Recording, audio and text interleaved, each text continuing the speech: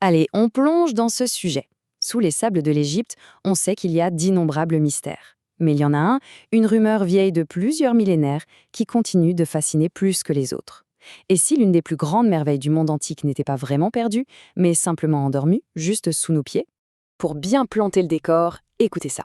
C'est une citation puissante de l'historien grec Hérodote. Il faut imaginer un instant.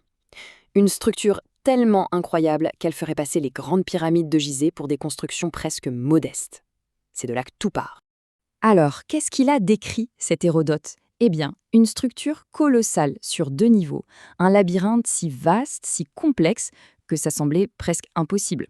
Pendant des siècles, tout le monde s'est dit, bon, c'est une légende, une exagération d'écrivain, quoi. Mais, et si ce n'était pas le cas? Allez, on fait un bond en avant de plusieurs millénaires. On quitte la légende antique pour atterrir sur une affirmation très moderne qui a fait l'effet d'une bombe. En 2015, une annonce a promis de carrément réécrire l'histoire, et ce, grâce à une technologie de pointe. C'est la docteure Carmen Boulter qui a lancé cette incroyable nouvelle. En utilisant des scanners radars par satellite à pénétration profonde, son équipe aurait, littéralement, regardé sous la surface, près du site de Hawara. Et là, ils auraient trouvé quelque chose d'absolument extraordinaire. Alors, c'était grand comment, cette prétendue découverte? Eh bien, tenez-vous bien, 43 hectares. Pour qu'on se fasse une idée, c'est l'équivalent de plus de 60 terrains de football. C'est juste gigantesque. Et ce n'est pas tout, loin de là. Le scan aurait révélé, attention, pas une ou deux anomalies, non, 82 chambres distinctes. Oui, 82. On commence à imaginer une véritable ville souterraine qui se dessine. Et ça ne s'arrêtait pas à la surface. La structure plongeait aussi en profondeur, avec des niveaux qui descendaient jusqu'à 40 mètres sous terre. Et là, ce qui est fascinant, c'est que ça colle pile poil à la description d'Hérodote, qui parlait d'une structure à plusieurs niveaux. Et forcément, avec des données pareilles, les théories les plus folles ont commencé à fuser. L'équipe de l'Adré Boulter a suggéré que ce complexe n'a pas été enseveli par le temps, mais qu'il a été construit pour être souterrain dès le départ. Les scans montreraient des niveaux non connectés, ce qui suggère différentes époques de construction. Et puis, alors là, accrochez-vous bien, l'hypothèse que ça aurait pu être une sorte de site d'acclimatation pour d'anciens visiteurs extraterrestres. Évidemment, on s'en doute, une affirmation aussi énorme, ça n'est pas passé inaperçu. On va maintenant s'intéresser à la réaction que ça a provoquée, parce que c'est là que notre histoire prend un tout autre tournant. C'est la question que tout le monde s'est posée, et surtout les sceptiques. Si on a vraiment mis la main sur l'une des plus grandes découvertes archéologiques de l'histoire, pourquoi ce silence radio depuis 2015? Pourquoi on n'en entend pas parler partout? Ce silence, il est devenu vraiment, vraiment pesant. En gros, le débat s'est vite cristallisé autour de 2 histoires complètement opposées. D'un côté, on a le récit d'une découverte qui change la face du monde. De l'autre, des critiques qui disent « Attendez, c'est juste une mauvaise interprétation des données. C'est sûrement beaucoup plus simple, genre des nappes phréatiques ou de vieux canaux d'irrigation. » Et puis, boum, les experts techniques sont entrés dans la danse. Cette citation, elle vient d'un forum Reddit, d'une personne qui se présente comme un pro du radar à synthèse d'ouverture, le fameux SAR. Et son avis, il est sans appel. Bon, d'accord. Mais ce scepticisme, il vient d'où concrètement? Pour comprendre, il faut qu'on se penche un peu sur la technique, sur la technologie elle-même, et aussi sur le profil de certains des chercheurs impliqués.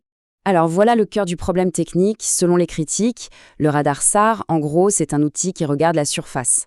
La bande X, celle qu'utilisent les satellites, elle voit à peine à quelques centimètres sous le sol, et encore dans les meilleures conditions. Même la bande P, qui est la plus puissante pour ça, elle ne va pas plus loin qu'une dizaine de mètres. Alors l'idée de cartographier des chambres avec précision à 40 mètres de profondeur, pour beaucoup d'experts, c'est juste techniquement impossible. Ça ne tient pas la route. Ensuite, si on s'intéresse aux personnes impliquées, les sceptiques soulignent que leurs recherches touchent souvent à des domaines, disons, non conventionnels. La doc Boulter, par exemple, à travers son documentaire The Pyramid Code, explore des idées autour d'un âge d'or perdu. Et le docteur Corrado Malanga, un chercheur italien qui travaille sur des projets similaires, est un chimiste dont les travaux les plus connus portent sur l'ufologie et les enlèvements extraterrestres. Autre point qui fait tiquer les critiques, l'aspect commercial qui entoure ces annonces. La promotion de ces découvertes est souvent liée à des appels aux dons, à des conférences payantes, à des ventes de livres. Et ça, pour eux, ça pose forcément des questions sur les motivations derrière tout ça. Et là, on en arrive à la question que tout le monde se pose. Mais alors, pourquoi ne pas juste creuser? Si les données sont si convaincantes, pourquoi on ne prend pas une pelle pour aller voir? La réponse, comme tout le reste dans cette histoire, elle est loin d'être simple. En gros, il y a 3 camps. D'abord, les partisans de la découverte, qui suggèrent que les autorités égyptiennes bloquent tout. Ensuite, les critiques, qui répondent qu'aucune institution archéologique sérieuse ne mettrait de l'argent dans une fouille basée sur des données aussi fragiles. Et enfin, il y a un obstacle bien réel, bien physique, le sol à Awara est gorgé d'eau.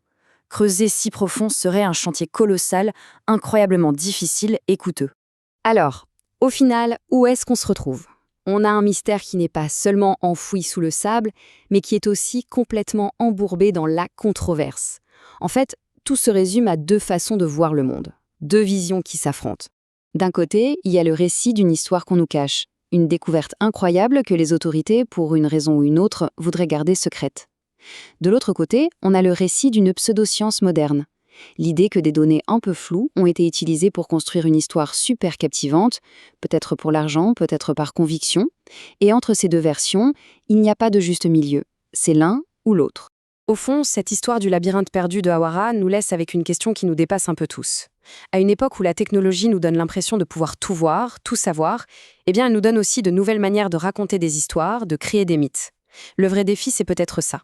Comment est-ce qu'on fait la part des choses? Comment séparer la véritable découverte de ce qui n'est qu'une belle illusion? Et la réponse à ça, eh bien c'est peut-être le plus grand mystère de tous.